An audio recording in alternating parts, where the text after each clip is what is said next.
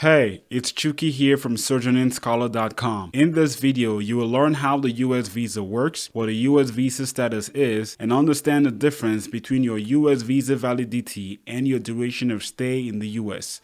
Coming right up.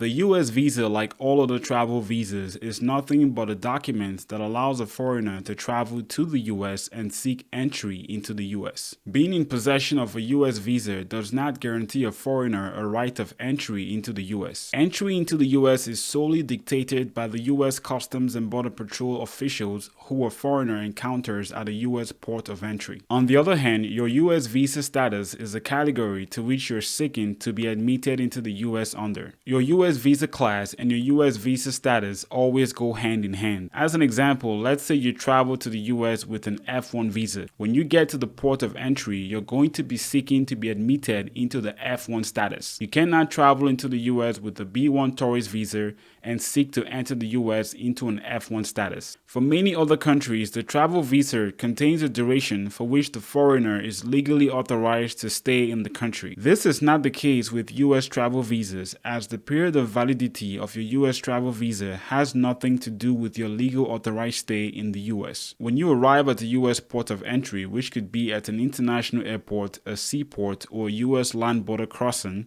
seeking to be admitted into a particular status, a US Customs and Border Patrol official will stamp your passport. That stamp on your passport will determine the duration to which you're legally authorized to remain in the US. In the case of a US port of entry at a US land border crossing, a US Customs and Border Patrol official would provide you with a paper document called a Form I-94. This Form I-94 will contain the duration to which you're legally allowed to remain in the US. There are two broad ways by which your duration of stay is determined by a Customs and Border Patrol official. The first is a stamp that says admitted until date, and the second is a stamp that says DS, where DS stands for duration of status. If your stamp says admitted until date, then the date listed in your stamp is the last day to which you're allowed to remain in the US. On the other hand, if your stamp says duration of status, then as long as you continue to maintain your period of activity for which you're admitted into the US, you're allowed to remain in the US. As an example, someone who travels to the US on an F1 visa who is admitted into the F1 visa status would be given a stamp that says duration of status. This means that as long as the person continues to fulfill the requirements to be an F1 student in the US,